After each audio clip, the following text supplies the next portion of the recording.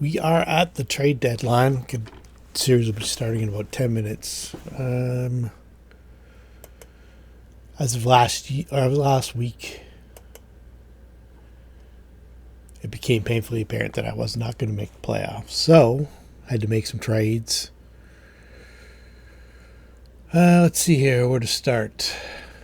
Recent transactions. I wonder if there's my transactions. Here we go.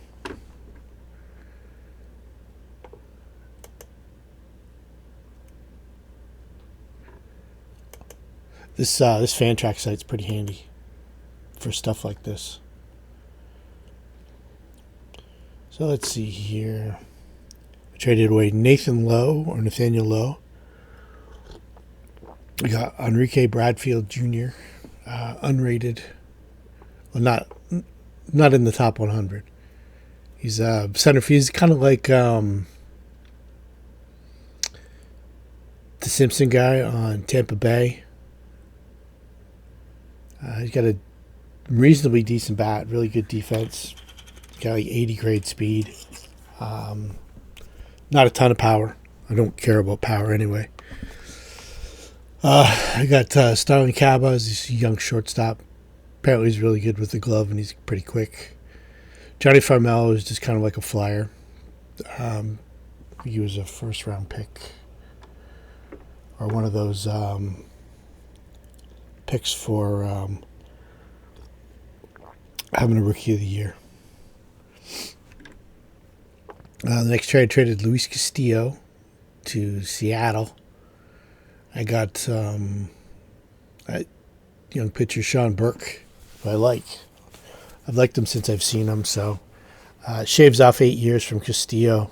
He might not get the jam or anything like that, but he throws 98. He's got decent breaking stuff. He was their opening day starter on a bad team, but still was their opening day starter. And I needed to get something else because Castillo's card had the jam and stuff like that. So Seattle didn't have a ton of prospects, and he's going into playoffs, so there wasn't a ton to pick from. So I grabbed McKinstry, who's having a pretty good year.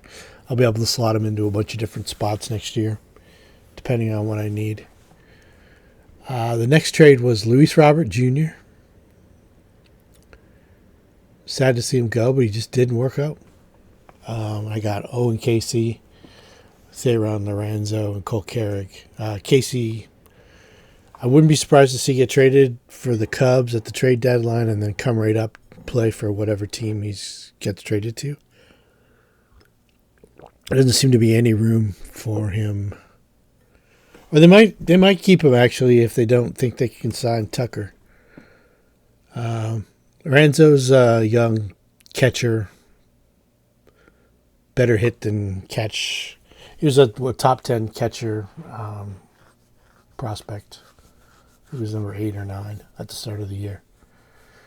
This Cole Carrick guy, he wasn't on the top 100 list, but did a little digging around, and he looks like the kind of guy that I'd like to have on my team. He hustles. He's got decent pop. Got really good speed. Plays good defense. Throw a ball 100 miles an hour. So I didn't know a lot about a lot of these guys going in. I knew Bradfield because I'd watched Vanderbilt a lot when I was thinking about getting Kumar Rocker. See how that turned out. And I'd seen Sean Burke a fair bit with the White Sox. So I watch the White Sox games every once in a while. I knew about Owen Casey. And everybody else was pretty much mysteries to me until... They're kind of names I'd heard. I didn't really know much about them because I wasn't really looking at tons of prospects for this draft. It just so happens that prospect that I did take, Thomas White, is panning out pretty good. And then I traded, my big trade was Jason Adam, AJ Puck, and Kelly Jansen for George Lombard, Theo Gillen, Adrian Del Castillo, and Tony Santillan. My thinking was Puck was done. Tommy John By the time he comes back, he's be like 31 for a relief pitcher. Kenley Jansen's, I think his splits are, yeah, his whip's 131, but I think he's got like a 145 on one side. You probably have the jam again, but it'll be one of those jam cards that you really don't want to use unless it's jam. Like I had a couple years ago. That's an uncomfortable closing. Adam's still good, but his whip's creeping up there. He's starting to walk more guys, and he's starting to give up the odd bomb. And he's not a youth either. He's 33 years old. So who I got, I'm happy to get George Lombard. I got offered Sebastian Wolcott for a similar deal with Jason Adam and Dylan Cease. I don't want to trade Dylan Cease. He's not having a good year to trade him.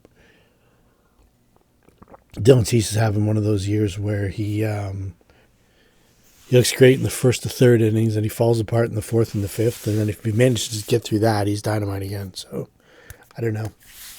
Just having one of those years. He goes up and down. That means next year will probably be pretty good. But then it was Adam and Cease for Walcott, and then a couple guys I wasn't too thrilled about. So Zebby Matthews looks okay, but I'd rather have Sean Burke than Zebby Matthews. That might be a misread on my part. Anyway, I was happy to get George Lombard. He may never have the career that Walcott has. But I like the way he plays much better than the way Walcott plays. Walcott's a hot dog. I hate that. He's a hit a home run and pimp it, and it bugs me when guys do that.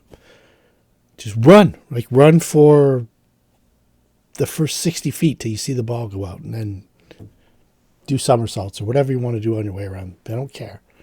But when I see guys do that and then it hits off the wall and then they turn it on to get to second base, it pisses me off to no end. Robert used to do that all the time. Not all the time, but a fair bit. Vlad Guerrero Jr. does it all the time. It drives me crazy. Just to make my dad mental, too. You see it every so often from a guy on my team it's uncharacteristic when it happens. Now, if that's the criteria that I put together for who I'm choosing, then it's not the greatest for fantasy baseball, because those guys aren't always the most talented, just the guys with that are hustling. But yeah, I was happy to get Lombard. He's young. He's in Double-A. I'm hearing Jeter comparisons, but I don't see it. Right-handed bat. He's got pretty good speed and reasonable pop. He had a good spring training. I always liked Del Castillo, the catcher for the Diamondbacks. He's had kind of a slow start with injuries and stuff like that, but he's back. I wouldn't be surprised to see him come up before maybe after the All-Star break. This Theo Gillen guy I didn't know anything about, but the more I watch him, the more I like him. He's one of those. He's a hustle guy. He's built like a wall. Fast, decent pop. Has good at bats. Looks like his head's in the game. Young guy. Probably be injured his whole career, but hopefully he isn't.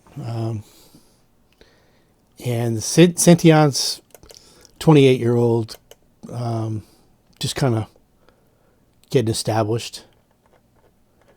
He was decent last year. He's been pretty good this year. He was very decent last year, actually. He was quite good pretty good this year. Good enough to start. Like next year, I'll only have Morahone, basically. And another thing I like about Burke is they give him some relief innings, so I'll be able to use him as a long man. I didn't really have that option. Keep hoping they bring up Bobby Miller and use him like that. He's got to get his shit together. But I didn't have to trade any of my big 5 pitchers, so I was pretty pleased with that. So anyway, that's a sell-off that I had to do before the trade deadline. So if any of those guys pan out in the future, then probably be a minor miracle. But